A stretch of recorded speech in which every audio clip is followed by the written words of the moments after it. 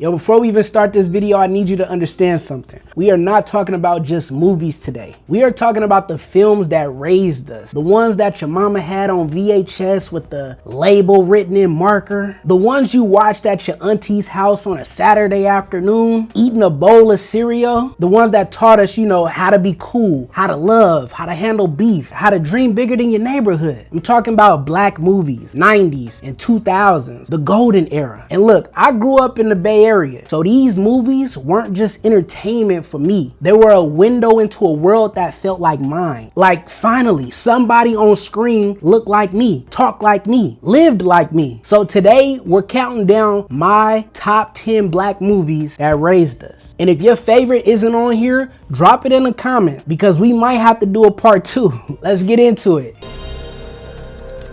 Honorable mentions. These almost made the cut. Poetic Justice, Set It Off, Juice, House Party, Drumline, Stump the Yard. All certified, all iconic, all raised somebody, but the top 10 hit different. So let's go. Number 10 is Bring It On. Okay, before y'all come for me, hear me out. Bring It On makes this list not because of the Toro, but because of the Clovers. Now, Gabrielle Union, that cheer squad from Compton, they had their whole routine stolen and still came out on top without nothing but talent and heart. That was a whole life lesson disguised as a cheerleading movie. And if you grew up black in the early 2000s, you knew the Clovers were the real stars of that film. We was rooting for them the whole time. This movie quietly taught us about culture being taken without credit and still winning anyways. That hit different when you was a kid, even if you didn't have the words for it yet. Number 9 is Love and Basketball. Love and Basketball is the reason a whole generation of people believed in love and basketball at the same time. Omar Epps and Sanaa Lathan, two kids who grew up next door to each other, both chasing dreams, both trying to figure out how to love somebody without losing themselves in the process. I remember watching this and thinking, this is what love is supposed to look like. Messy, competitive, real. And that final one-on-one scene where she puts her heart on the line and challenges him to a game, that scene alone is top 5 most romantic moments in cinema history. Number 8 is Bad Boys. Will Smith and Martin Lawrence in the same movie. That's it. That's the tweet. But for real, Bad Boys came out in 95 and it immediately became required viewing. If you were a kid and your older cousin was watching Bad Boys, you were sitting down and shutting up. The chemistry, the cars, the action, the comedy, we ride together, we die together. Bad Boys for Life? That line lived in my head for years. And when Bad Boys for Life came out in 2020 and they brought it back, man, the nostalgia hit me like a freight train.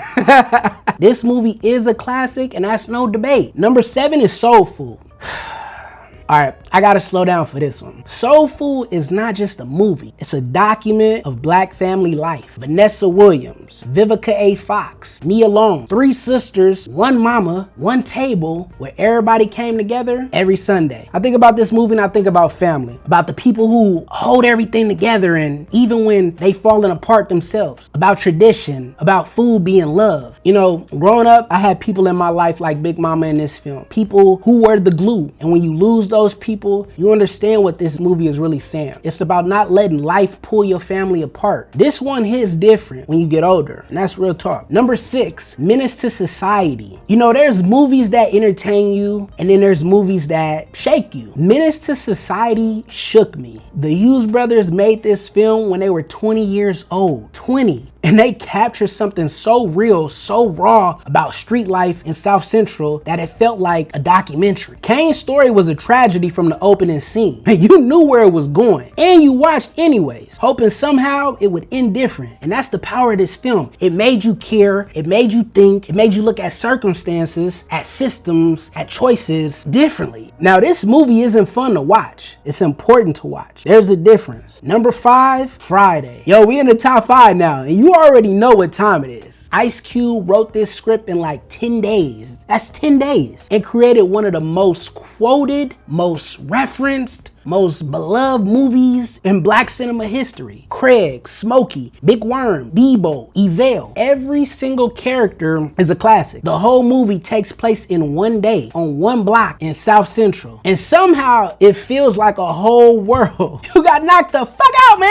I cannot count how many times I've seen this movie. It never gets old, like never. And the fact that it spawned beyond next Friday and Friday after the next, the legacy is unmatched. Friday is top 5 black movies of all time. Not just this list, but ever. Number 4, Boyz in the Hood. John Singleton was 23 years old when he directed Boyz in the Hood. 23. And he made a film that got nominated for 2 Academy Awards, changed how Hollywood looked at black stories, and told the truth about South Central Los Angeles in a way nobody had before. Trey, Ricky, Doughboy, 3 boys growing up in the same neighborhood with 3 completely different paths. The scene where Ricky gets shot, even if you've seen this movie 20 times, it hits you every single time. Cuba Gooding Jr., Morris Chestnut, Ice Cube, Angela Bassett, before they were who they became, all in one film. This movie is a masterpiece. Full stop, and it belongs in every conversation about great American cinema. Not just black cinema, but American cinema. Number 3, Waiting to Exhale. Now fellas, before you skip, listen, even if Waiting to Exhale wasn't made for you, this movie tells you everything you need to know about black women, about friendship, about resilience, about what it means to hold each other up. Whitney Houston, Angela Bassett, Loretta Devine, Layla Roche, Roshan, or is it Roshan? 4 women, 4 stories, one of the greatest soundtracks in movie history. Shout out to Babyface for that album. I remember the women in my life watching this movie and feeling seen. That mattered. Representation isn't just for the kids on the screen. It's for the grown women in your living room who never got to see themselves in a film like this. And Angela Bassett burning that car,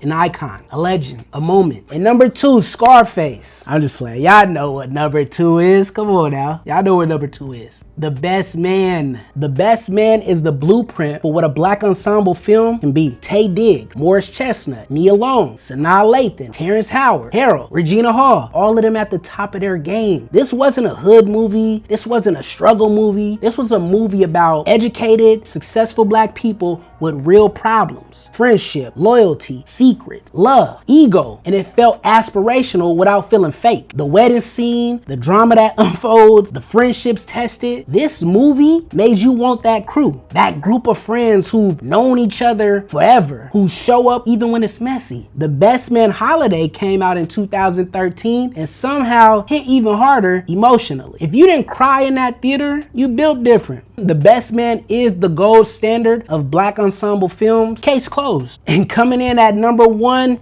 Friday. Okay, for real. The number 1 movie is Barbershop. Barbershop is the number 1 black movie that raised us. And I will die on this hill. Ice Cube, Cedric the Entertainer, Eve, Anthony Anderson, Keith David. One day, one barbershop on the south side of Chicago. And somehow in that one day, they covered Martin Luther King, Rosa Parks, O.J. Simpson, Rodney King, politics, community, respect, and what it means to be black in America. All while being hilarious. Cedric the Entertainer's monologue alone is one of the greatest comedic performances ever put on film. The man said what everybody was thinking and the whole community lost their mind. The barbershop is sacred in black culture. You already know this. It's where the real conversations happen, where the men let their guard down, where the community talks to itself. This movie understood that and it honored it. Barbershop is number 1 because it's funny, it's real, it's culturally specific, it got heart, and 20 years later, it still holds up perfectly. That's the definition of a classic. Now that's my top 10 black movies that raised us, and look, I know your list looks different. That's the beauty of it.